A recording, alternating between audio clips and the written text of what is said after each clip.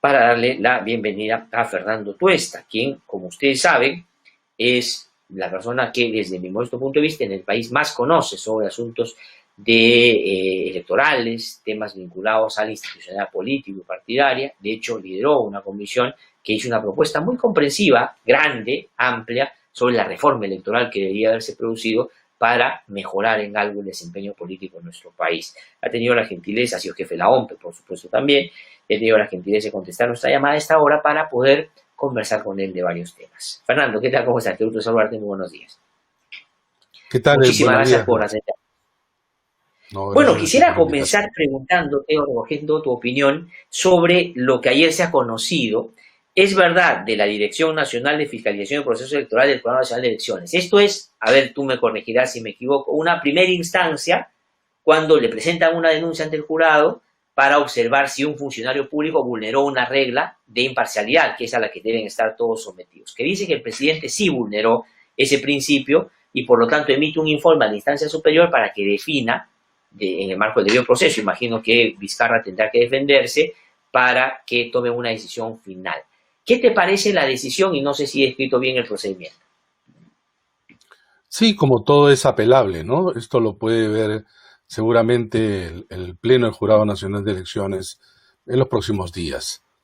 Ahora, acá hay un tema que ya se discutió en razón del referéndum, incluso mucho más atrás. Estas normas de neutralidad aparecen en la legislación peruana en la década del 90. Habida cuenta que en esa época el presidente Fujimori hacía uso pues de los recursos públicos, ¿no? Y entonces en campaña la idea era que esto no sea así. La idea de la imparcialidad, neutralidad, tiene que ver básicamente con los recursos públicos.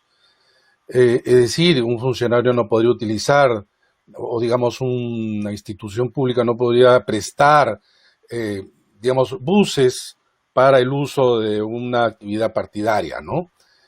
Las instancias públicas y los funcionarios deben mantener en ese sentido la neutralidad, la imparcialidad. Pero esto se ha extendido incluso a las opiniones. Y esto que para muchos podría ser, digamos, una buena decisión, porque consideran pues que el presidente Vizcarra no debió meterse en general. Repito, ya se dio en la discusión en relación al referéndum, donde ni el presidente ni los congresistas podían opinar en relación al referéndum, lo cual, de mi punto de vista, es un error. Es decir, a los políticos se les está diciendo que no hagan política, ¿no? Sí, Entonces, pues. ahora, cierto es que en el caso del presidente de la República estamos hablando pues de un cargo de mayor envergadura, ¿no? Y su palabra tiene una llegada mayor. Y que en realidad, más allá de esa norma, salvo en 1986, en donde Alan García, presidente de aquel entonces, apoyó abiertamente, y además con los famosos balconazos de aquella época, a Jorge el Ah, Castillo, casi ningún presidente, incluyendo Alberto Fujimori, apoyaba, digamos, en sus discursos abiertamente a un candidato o atacaban a alguno. Claro, acá hay una línea muy fina, pues, ¿no? Acá hay una línea muy fina, porque, repito, difícilmente un presidente va a dejar de opinar sobre el acontecer, pues, de la coyuntura, ¿no? Política. Pero repito, ya lo verá el Jurado Nacional de Elecciones, yo espero que esto no lleve nuevamente a esta situación donde los políticos dejen de hacer política. Imagínate, por extensión, a los parlamentarios. Los parlamentarios de Alianza para el Progreso no podrían apoyar a sus candidatos de Alianza para el Progreso, o Fuerza Popular, o el Frente Amplio. Ojo, no digo apoyar en términos de usar los recursos públicos, sino en el sentido de hacer campaña, en el sentido de hacer campaña, ¿no? Por eso yo creo que hay que actuar con cierta serenidad, porque aquellos que dirían, sí, que le llame la atención al presidente Vizcarra, puede ser usado luego contra uno mismo, ¿no? sí, pues. Y así no se puede hacer una campaña, ¿no? No se puede hacer una campaña. Al presidente sí hay que invocarle que respete la neutralidad en el sentido pues que no vaya a hacer propaganda por algún candidato, que lo dudo, ¿no? No lo hizo en las elecciones últimas parlamentarias, no lo hizo en las elecciones regionales y municipales del 2018, y lo curioso es que se le impidió a él y a los congresistas hacer campaña por el referéndum. Si fueron ellos quienes lo promovieron, es decir, yo promuevo Y algo, pero me claro, tengo que callar la boca. ahora, Esto Fernando, no hay. sobre esto quería preguntarte lo siguiente para que nuestros seguidores puedan tener la figura clara. Claro, porque si no, deberían igual ser tratados los parlamentarios, tú bien lo has dicho, porque los dos se derivan o son consecuencia de elecciones populares, ya tienen la misma y pertenecen a dos poderes del Estado. El otro día hemos visto, por ejemplo, que un parlamentario hace una conferencia de prensa en el Congreso donde habla de su candidato, habla de que él va a ser candidato, es decir, eso también tendría que estar prohibido. Pero la pregunta es concreta en relación a lo que el jurado ha dicho en esta primera instancia, que el presidente en una entrevista, al decir que hay dos agrupaciones políticas o miembros de agrupaciones políticas que le pidieron que postergue las elecciones, ya no en lo que tú bien has descrito, en lo que podría mal utilizado generar un problema a otros también, sino el hecho concreto. Es atendible en términos de claramente identificar que esos dichos configura romper el principio de imparcialidad al que tiene que estar sometido el presidente, desde tu punto de vista? No, de ninguna manera. Yo creo que no.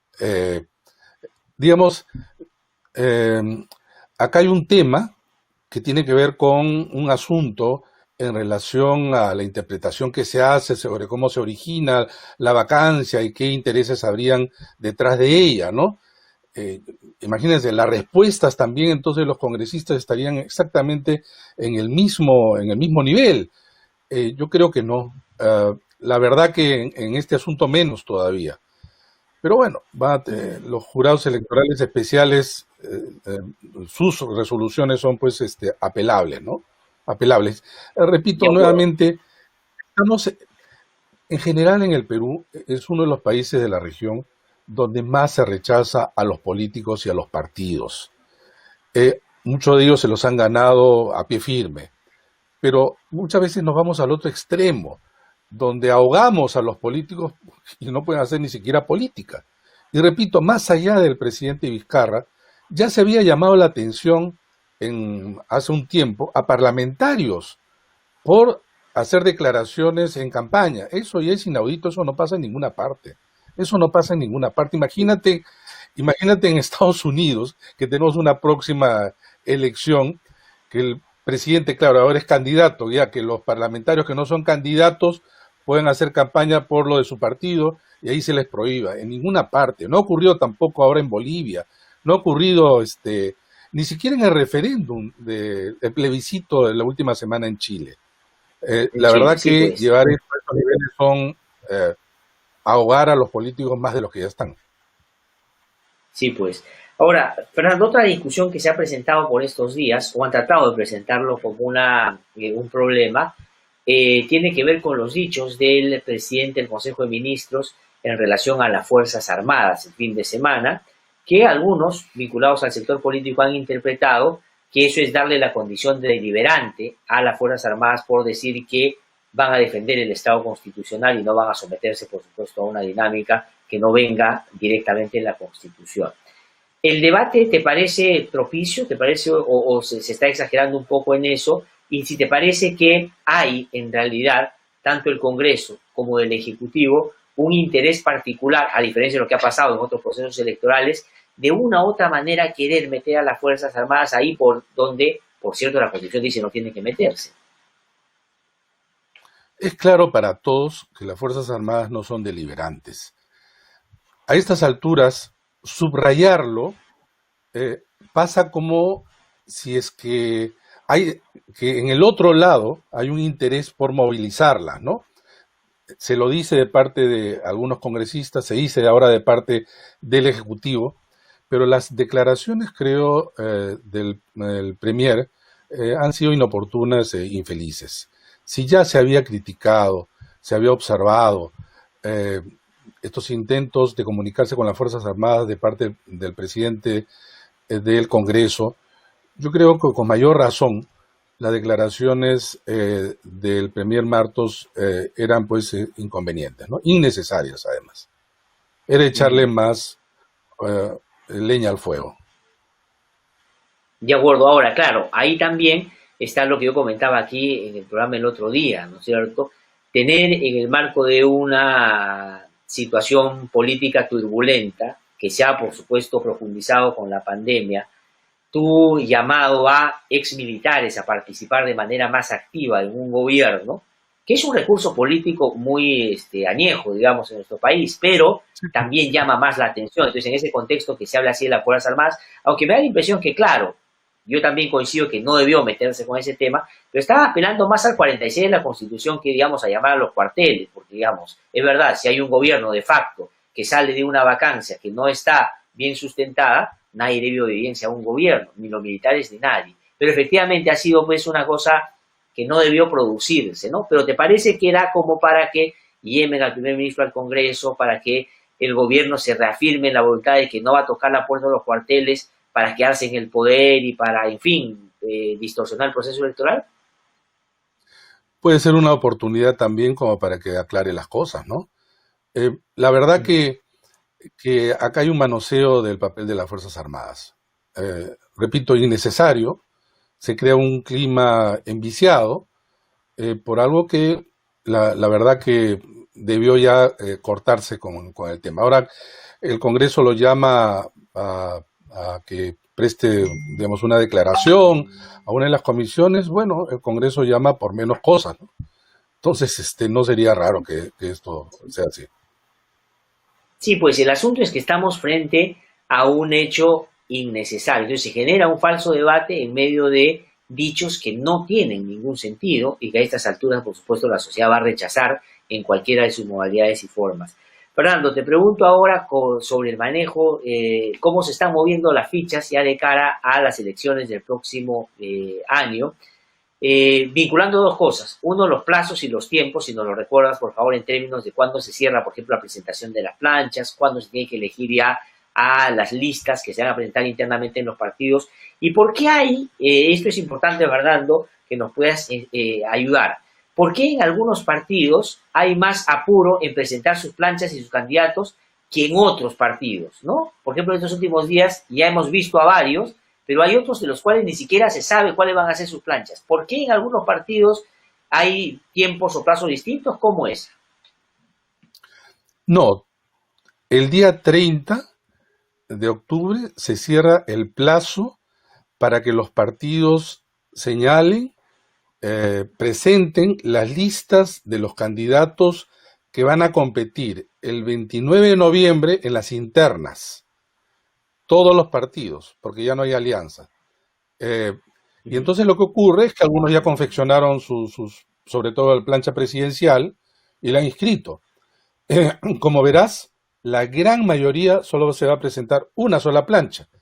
Entonces, en las internas lo Sí, único pues. que va a hacer el elector, los miembros del partido, es ratificar lo que ya se decidió. Allá no hay elección. En pocos partidos va a haber elección. ¿En cuáles? Por ejemplo, Acción Popular, ¿no? Donde todavía no se han presentado las planchas, pero se asume que uno es Alfredo Barrenechea y en el otro es Johnny Lescano, ¿no? O en el caso del Partido Morado, donde aparece Julio Guzmán y aparece Carolina Lizárraga. Y alguno más por ahí, donde va a haber que decidir, digamos, los miembros del partido sobre cuál de ellas entrega su voto.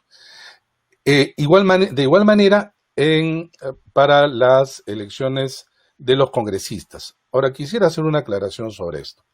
Esto es el 30. El 30 entonces se entrega a la OMPE para que Mañana. proceda a realizar, sí, todos los materiales mañana. Mañana se define todo. Toda la parte de los materiales, información, etcétera, para que se vote de acá a un mes. El 29 de noviembre, todos los partidos van a votar por sus candidatos, en algunos casos, y otros votan por delegados. Estos delegados, la gran mayoría, creo que son más o menos 17 partidos, aquellos delegados elegidos, a su vez, van a votar por los candidatos una semana después, 6 de diciembre. Una semana después, estos delegados votan por todos los candidatos que se van a presentar, tanto a nivel de la Presidencia de la República como del Congreso, como del Parlamento andino. Ahora bien, Ya, de acuerdo. cuando los resultados salen y luego se tienen que inscribir ya, el partido se inscribe ya hasta las planchas y las listas hasta el 22 de diciembre.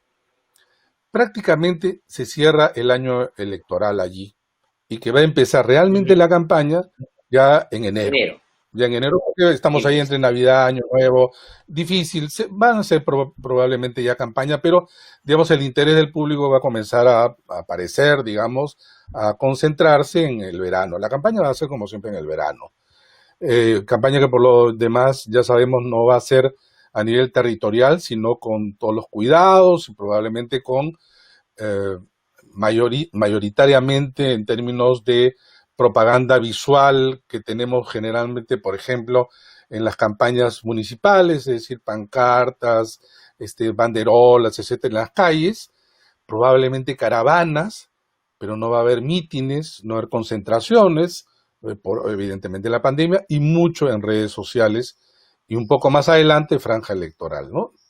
Esto va a ser una campaña nueva, digamos, con nuevos elementos. Sí. Ahora, eh, sí, las agrupaciones políticas están pues ahorita a la caza de rostros que jalen votos, ¿no es cierto? Que es lamentablemente la motivación principal por la que están sumando a sus filas algunos personajes, que nadie me va a decir que varios de estos rostros ya conocidos de distintos ámbitos de la vida de nuestro país están siendo convocados por sus talentos, sino básicamente es para sumar en la visibilidad del partido, ¿no es cierto? Y ahí, ¿qué te ha parecido los movimientos que se han producido en algunas agrupaciones políticas? ¿No? Alianza para el Progreso, por ejemplo, es una de las en las que más se ha conocido ya algunos jales de último momento de personajes que inclusive antes no comulgaban con Acuña y parece que han achicado sus críticas y hoy día están ya sometidos y son defensores de esa agrupación política. ¿Qué te parece de todos los movimientos que están produciendo?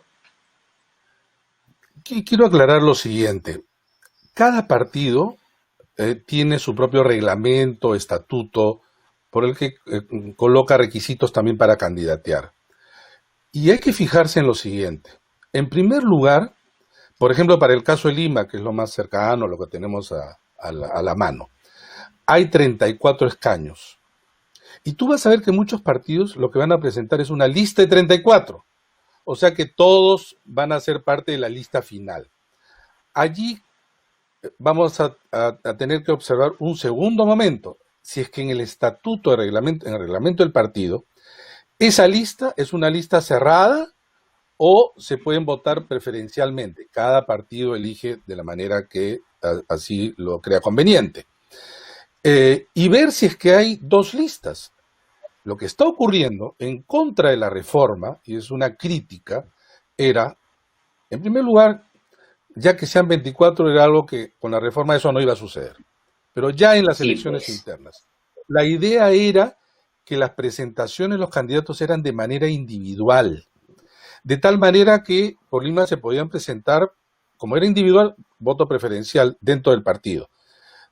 40, 45, también podría ser hasta 34, 36, lo que fuera, individual. Pero, acá viene el tema, la mayoría de los partidos está presentando una sola lista. O sea, ya hay un arreglo ahí.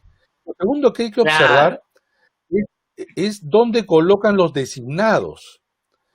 O sea, si tú ves algunos partidos que, por ejemplo, los 5 primeros números, que son los que tienen más posibilidades de ingresar, así sea con el voto preferencial, aparecen como los designados.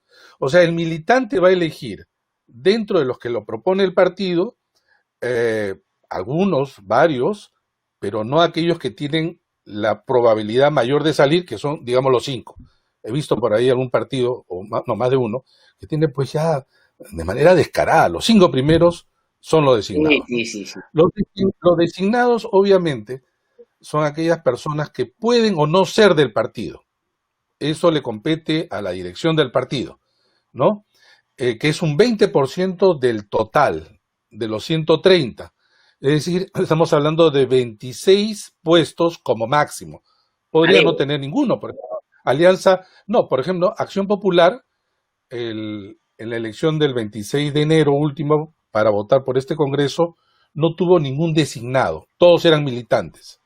Igual ocurrió con el FREPAP, pero muchos partidos están ciertamente invitando y otros ya los hicieron justamente para no ocupar estas plazas de designados, los han hecho que se inscriban como militantes del partido, pero que son militancias de última hora, ¿no? Sí, Ahora, pues. también es cierto, eso es por un lado, pero también es cierto que quienes quieren hacer política en el Perú no tienen, digamos, partidos que se consideren de una manera tal que puedas hacer tu carreras políticas. Y entonces tú ves casi la mayoría de los políticos, salvo muy contadas excepciones, que han saltado pues de un partido a otro, que han saltado de un partido a otro.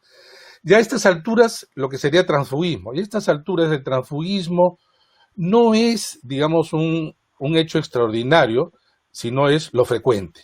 Lo extraordinario es que tú veas a un candidato que ha militado en un partido 10, 15, 20 años y que no ha militado en Sí, ningún pues. otro partido. Eso ya es lo extraordinario, ¿no? Este es en nuestro país a la inversa, como estamos anotando.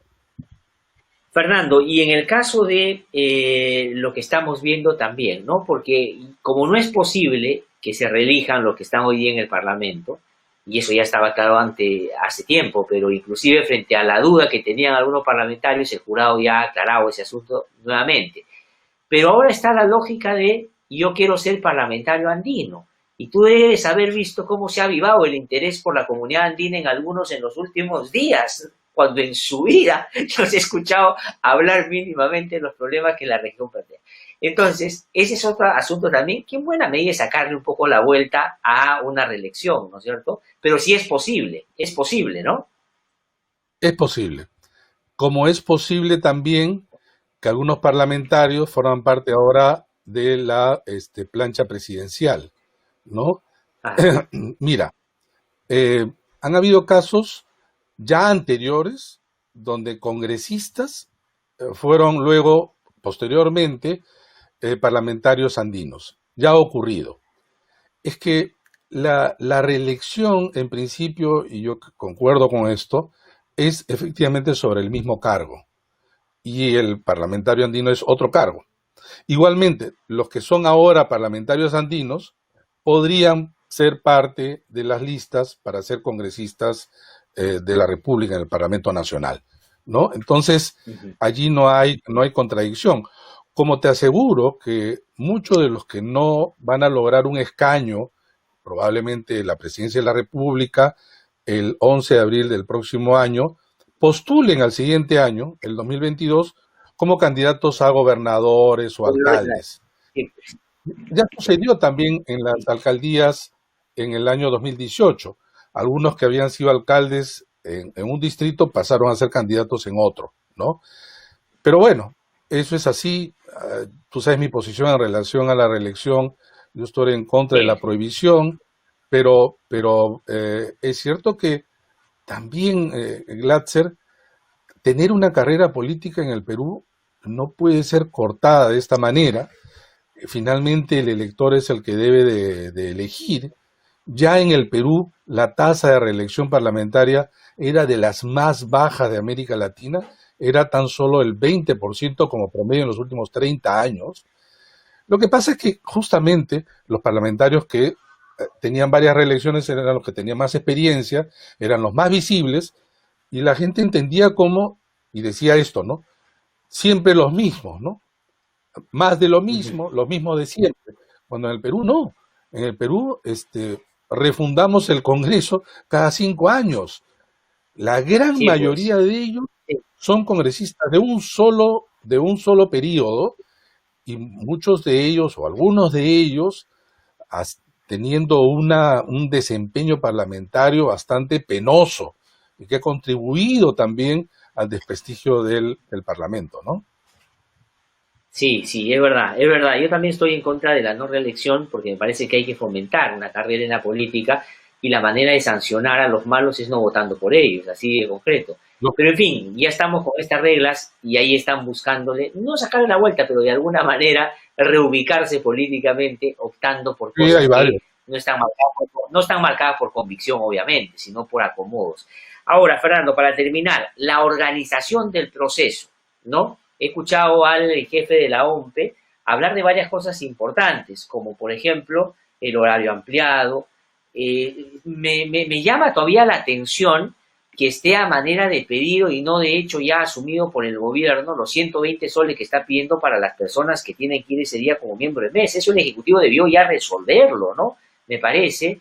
Pero además ha dicho que va a haber como escalas, ¿no? En una primera parte de ese día van a ir las personas mayores, con comorbilidades, para que puedan votar, y después en un horario ampliado van a ir las otras personas. ¿Te parece que está marchando bien todo eso? ¿Hay algo en lo que tú en particular, a la luz de lo que ha pasado en Chile, de lo que ha pasado en Bolivia, en procesos electorales, que dirías, aquí hay que mirar con atención y hay que ajustar más para no tener problemas?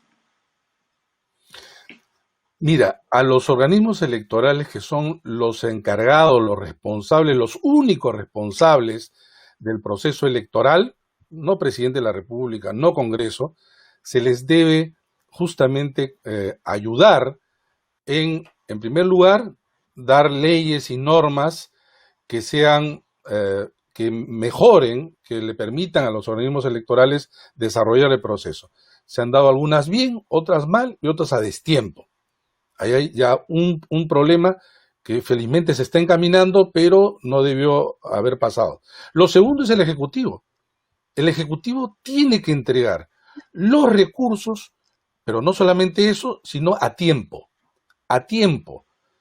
La OMP entiendo que está solicitando al MEF que le pueda proporcionar esa cantidad de dinero para los miembros de mesa, que es 120, que me parece bien, porque es una jornada de trabajo, Glatzer. Imagínate, un miembro de mesa tendrá que estar a las 6 de la mañana y va a tener que terminar, llegar a su casa probablemente a la medianoche, 11 de la noche, dependiendo cómo se hace el trabajo en mesa.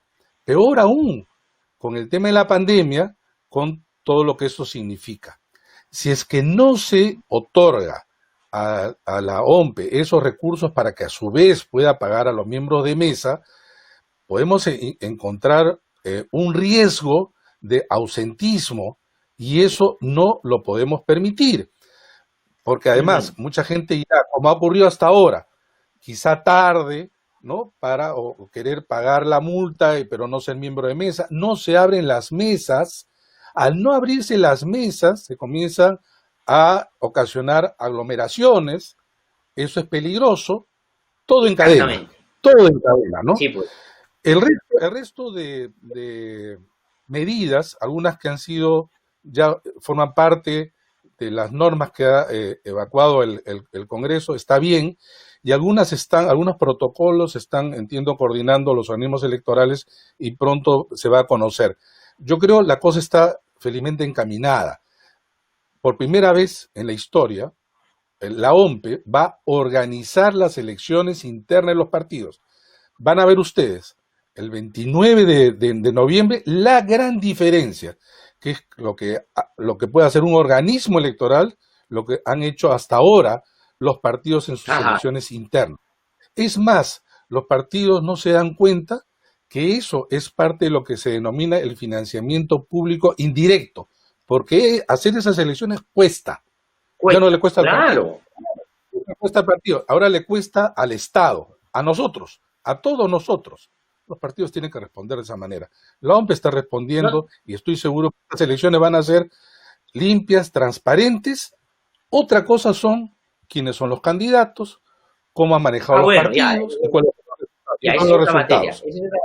Es otra cosa que podemos más adelante, Fernando, y te invito para eso, ya mirar desde otra perspectiva, cuando se aclaren un poquito más las cosas. Ahora, digamos, hay encuestas, las planchas se están armando, pero ya después vamos a entrar ya a la oferta política. Pero la institucionalidad partidaria y política tiene reglas, y estas son las que tú bien has planteado ahora, y se tienen que cumplir. Y fíjate, y aquí para terminar, Fernando, ahí hay una crítica al gobierno que es atendible, que deberían hacer los políticos del Congreso. Presidente, dele a la OMPE ya la plata para los...